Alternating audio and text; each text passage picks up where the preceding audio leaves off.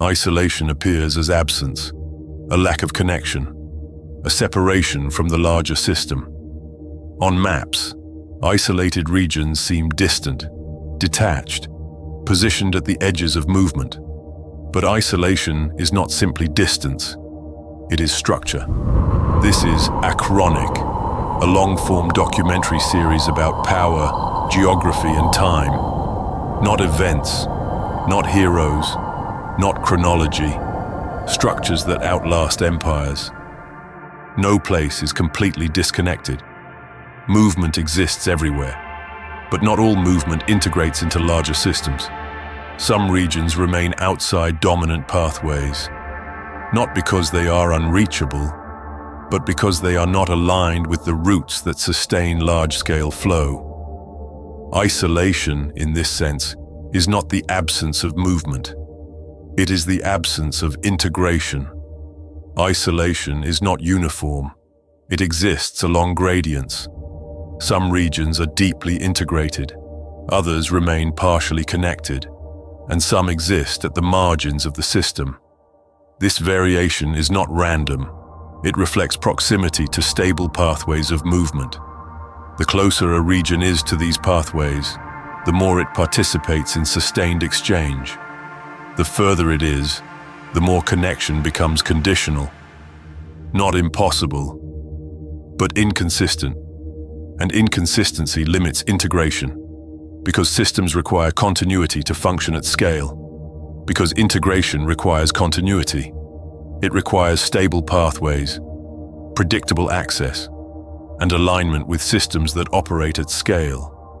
When these conditions are not present, connection becomes intermittent, unreliable, dependent on external factors rather than internal structure. This produces a different structural condition, not empty, but constrained. Movement may exist, but it does not accumulate into systems. Trade may occur, but it does not stabilize into structure. Infrastructure may develop, but it does not integrate into larger systems. This produces a structural condition. Regions that are connected but not incorporated, accessible but not sustained, present but not central. Isolation emerges from this condition, not as a fixed state, but as a consequence of how systems organize movement. Because movement does not expand evenly, it concentrates, and what lies outside those concentrations becomes peripheral, not necessarily distant, but structurally disconnected. This creates a boundary, not a visible line, but a functional limit, a point beyond which systems no longer operate efficiently. This boundary functions as a threshold. On one side, movement is continuous. On the other, it becomes intermittent. Crossing this threshold does not require distance alone. It requires alignment with infrastructure, with routes, with systems that sustain flow over time. Without this alignment, connection remains fragile, and fragile connections cannot support large-scale systems. They connect, but they do not integrate.